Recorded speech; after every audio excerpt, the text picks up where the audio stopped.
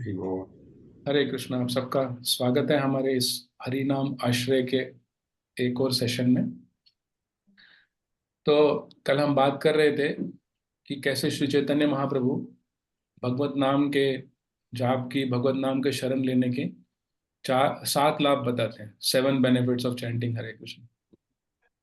तो उसके बाद दूसरे श्लोक में श्री चैतन्य महाप्रभु बताते हैं कि भगवान के नाम में कितनी शक्ति है।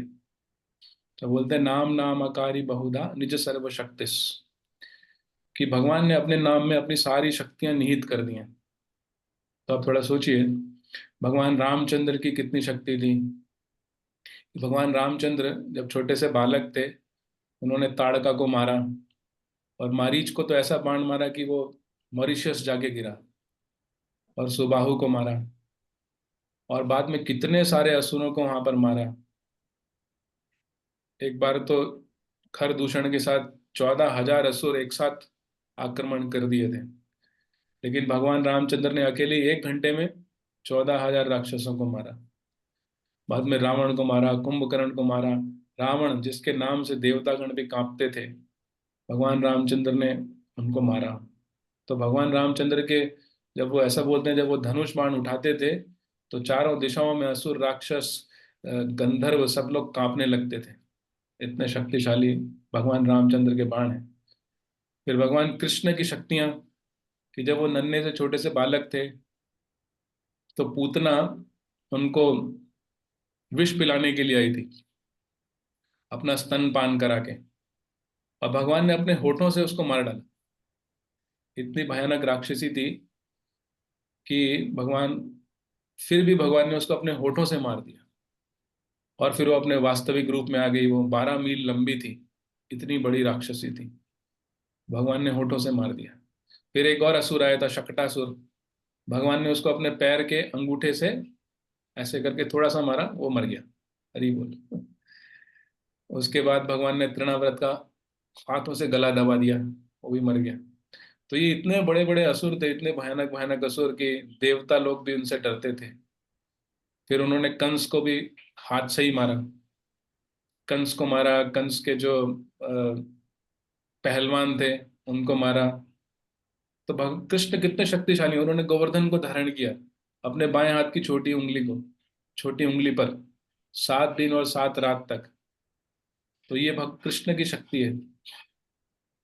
और भगवान रामचंद्र ने जब अपनी आंखों से समुद्र को देखा था गुस्से में, तो समुद्र पूरा उबलने लगा था, गुड़ गुड़ गुड़ गुड़ गुड़ गुड़, पानी उबलने लगा था। हम एक पानी का गिलास आंखों से देखकर नहीं उबाल सकते हैं। तो भगवान की इतनी शक्ति है। हम्म। लेकिन जितनी भगवान की शक्ति है, उससे ज्यादा शक्ति भगवान के नाम में है। क्योंकि भगवान रामचंद्र ने अपनी थोड़ी शक्तियां लगाई, और इतने बड़े बड़े पराक्रम करके दिखाए। भगवान कृष्ण ने अपनी शक्तियों का उपयोग करके बड़े बड़े पराक्रम करके दिखाए। अब भगवान सिर्फ गोवर्धन को ही थोड़ी धारण कर सकते हैं, उन तो पूरी पृथ्वी को धारण किया हुआ है अपने अनंत शेष के रूप में।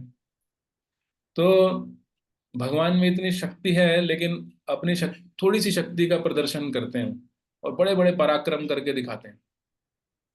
लेकिन भगवान के नाम में भगवान से भी ज्यादा शक्ति है। क्योंकि अपनी पूरी शक्ति, निज सर्व शक्ति, अपनी पूरी शक्ति भगवान ने अपने नाम में डाल दी है। तो हमें इस बात पे पूरा विश्वास होना चाहिए कि भगवान के नाम में भगवान ने अपनी सारी शक्ति निहित कर दी है, और हमें भी पूरी शक्ति से भगवान के नाम की शरण लेनी चाहिए। तो रामायण में एक जगह वर्णन आता है कि जब वानर पत्थरों पर राम नाम लिख रहे थे, और सेतु बंधन में पत्थरों को छोड़ रहे थे, तो पत्थर तैरने लगे। तो वहां पर भगवान रामचंद्र को भी थोड़ा आश्चर्य हो कि पत्थर तैर कैसे रहे। तो वो भी रात में जाते हैं, और एक पत्थर को अपने हाथ में उठाते हैं और पानी में छोड़ देते हैं। तो जैसे ही पत्थर को छोड़ते हैं, डुब करके पत्थर पानी में डूब जाता है, वो तैरता नहीं है। तो पीछे हनुमान खड़े थे, हनुमान जी मुस्कुरा रहे थे, और भगवान रामचंद्र तो पीछे भी देख सकते हैं, तो उनकी आंखें सब जगह हैं। उनको पता था कि हनुमान जी पीछे खड़े हैं। तो इससे पहले कि रामचंद्र कुछ बोलते, हनुमान जी बोले कि कि देखिए आपके नाम में इतनी शक्ति है कि आपके नाम से पत्थर भी तैर रहे हैं। पत्थर पे नाम लिखा गया, वो पत्थर तैरने लगे। लेकिन प्रभु आपने जिसको छोड़ दिया वो तो डूबेगा ही। तो तब से ऐसा कहा जाता है कि अंत में निकला यह परिणाम, राम से बड़ा राम का नाम। वो पत्थर भी तर जाएंगे जिन पे राम का नाम, वो दिल वाले डूब जाएंगे जिनको नहीं है नाम। अंत में निकला यह परिणाम, हरि से बड़ा हरि का नाम। तो इस भाव को हमें समझना चाहिए कि भगवान ने कैसे अपने नाम के अवतार में, नाम के रूप में जो अवतार लिया वो सबसे दयालु अवतार है।